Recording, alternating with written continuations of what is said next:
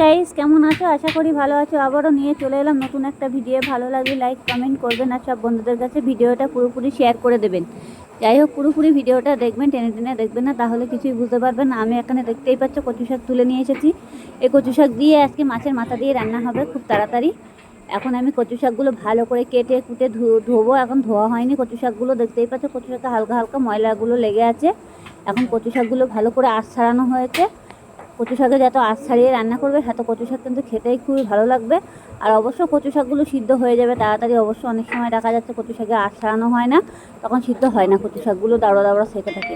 এরকম কচু শাকগুলো এখনও আমার ধোয়া হয়নি, এরকম ময়লা আছে কচু শাকে। এখন কচু শাকগুলো আমি এখন ভালো করে ধুয়ে নেব। কচু শাকগুলো ধুয়ে নিয়ে সুন্দরভাবে এক গামলার মধ্যে জল নিয়ে ভালো করে ধুতে হবে। বেশি করে জল নিয়ে না ধুলে হবে না। যেটি হোক, আমি এই লাল গামলাটার মধ্যে এখন আমি কচু শাকগুলো নিয়ে নিচ্ছি।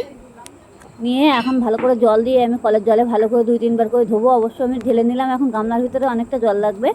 এখন আমি কলে গিয়ে ভালো করে ধুয়ে নিয়ে আসবো।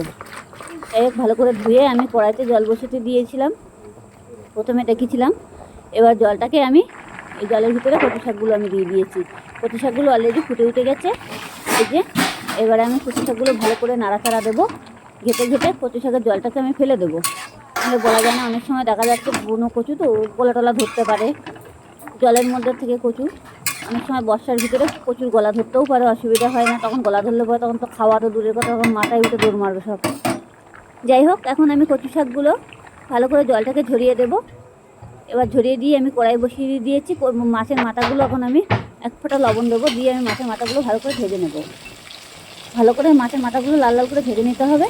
অবশ্য ট্যাংরা মাছের মাথা, বড় বড় যে ট্যাংরা মাছগুলো হয়, সেই ট্যাংরা মাছের মাথা দিয়ে আমি কচু শাক রান্না করবো। দেখো লঙ্কা দিয়েছি, লঙ্কাটা একটু বেশি দিতে হবে। শাকের ভিতরে একটু লঙ্কাটা বেশি দিলে পরে কোনো অসুবিধা হবে না, খেতেও ভালো লাগবে। একটা বড় একটা পেঁয়াজ দিয়েছি, একটু রসুন দিয়েছি। অবশ্য রসুনের খোসাগুলো আমি একটা ফেলিনি। মা বলে রসুনের খোসা নাকি অনেক তেল থাকে, তার জন্যই মার কথা শুনে আমি একটা রসুনের খোসা ফেলিনি। যাই হোক, আমি কচু শাকগুলো জল ঝরাতে দিয়ে দিয়েছি। কচু শাকগুলো জল ঝরাতে দিয়ে আমি ফুটো থালার মধ্যে তুলে নিয়েছি। দিয়ে এখন জলটাকে ভালো করে ঝরিয়ে দিতে হবে, ফেলে দিতে হবে জলটাকে। এবার দিয়ে আমি যে ভালো করে তখন কড়াই বসিয়ে দিয়েছি, মাছের মাথাগুলো তার আগে আমি ভেজে নেবো। দিয়ে আমি জলটা ঝরাতে দিয়েছি, জলটা ঝরে যাক ততক্ষণে। আর কচু শাকগুলো অবশ্যই সিদ্ধ হয়ে গেছে, অসুবিধা নেই, তাড়াতাড়ি হয়ে যাবে। আমার মাছের মাথাগুলো অলরেডি ভাজা হয়ে গেছে কড়াইয়ের ভিতরে।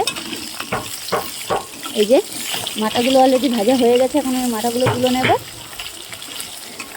তুলে নিয়ে এখন আমি যে লঙ্কা পেঁয়াজ রসুন কেটেছিলাম সেটা আমি তেলের ভিতরে দিয়ে দিয়েছি। দিয়ে এটাকে আমি ভালো করে ভাজতে হবে, লাল লাল করে ভেজে নিতে হবে। আর সবসময় মশলা ভেজে রান্না করা সব থেকে বেটার।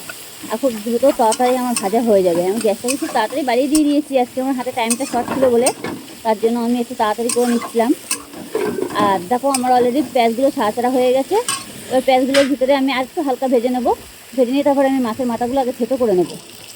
আপনারা চাইলে খুন্তির মধ্যে দিয়েও থেতো করে নিতে পারো, অসুবিধা নেই। যাই হোক, আমি এখানে দিয়ে দিয়েছি জিরের গুঁড়ো, হলুদ গুঁড়ো আর লঙ্কা তো দেওয়াই আছে কড়াইয়ের ভিতরে, দেখতেই পাচ্ছি লবণ দিয়ে দিয়েছি। এবার দিয়ে এটাকে ভালো করে ভাজতে হবে, সুন্দরভাবে ভেজে টেজে এটাকে আমি এখন মাছের মাথাগুলো হালকাভাবে থেতো করে নিয়েছি। নিয়ে আমি মাথাগুলো এবার ঢেলে দেবো। যেটি হোক, আমার মশলাগুলো ভাজা হয়ে গেছে অলরেডি, তাই কোনো সমস্যা নেই। রসুনগুলো তো পুরো লাল লাল হয়ে গেছে, দেখতেই পাচ্ছ। আমি এই প্লেটের ভিতরে মাথাগুলো পুরো থেতো করে নিয়েছি। নিয়ে আমি এই যে কড়াইয়ের ভিতরে দিয়ে দিয়েছি। দিয়ে এটাকে ভালো করে ভাজতে হবে। অবশ্যই খুন্তি দিয়ে একটু ঘেটে দিতে হবে, যাতে মাথাগুলো একদম পুরো ঝুড়ো ঝুড়ো হয়ে যায়, সেরকমভাবে ঘেটে ঘেটে দিতে হবে। এবার দেওয়া হয়ে গেল, দেখতেই পাচ্ছ। এটা ভালো করে ভেজে নিতে হবে। একটু যাতে ভাজবে মাথাটা পেঁয়াজের সাথে সাথে, খেতেই কিন্তু দারুণ টেস্টি হবে। আর গরম ভাত দিয়ে কচু শাকের মাথা দিয়ে রান্না করে খেলে না এত টেস্টি হবে, একবার খেলে পরে পরের দিন আবার খেতে ইচ্ছা করবে, হাত পেতে খেতে ইচ্ছা করবে। যাই হোক, আমার কচু শাকটা সিদ্ধ করা ছিল, সেটা আমি কড়ার ভিতরে দিয়ে দিয়েছি। এই যে দিয়ে এটাকে আমি ভালো করে নাড়াচাড়া দিতে হবে। এবার মানে সুন্দরভাবে নাড়তে হবে, এতভাবে নেড়ে চেড়ে একদম। আর এই ডুমুগুলো দেখতে পাচ্ছি, এগুলো কচুর গোড়া ছিল, সেই কচুর গোড়াগুলোও আমি দিয়ে দিয়েছি। এর মধ্যে ফেলিনি, যেটি হোক একদম পুরো পুরো নরম জিনিস, একদম পুরো ঘেটে ঘোয়া হয়ে যাবে। একটু নাড়তে হবে কচু শাকে, এই যে। আর তাছাড়া আর কিছু একটু নেড়ার সমস্যা, তাছাড়া কোনো সমস্যাই নেই। দেখতেই পাচ্ছ কচু শাকগুলো অলরেডি আমার একদম পুরো নরম হয়ে গেছে, আর কত সুন্দরভাবে হয়েও গেছে। কচু শাকগুলো একদম পুরো পারফেক্ট হয়ে গেছে। কিন্তু আমি এখনও ঘুটবো, যতক্ষণে কচু শাকটা পুরো শুকনো শুকনো না হবে ততক্ষণে আমি নামাবো না। আর কচু শাকে জল ভাত থাকলে হবে না, কচু শাকটা একদম শুকনো শুকনো করে ফেলতে হবে।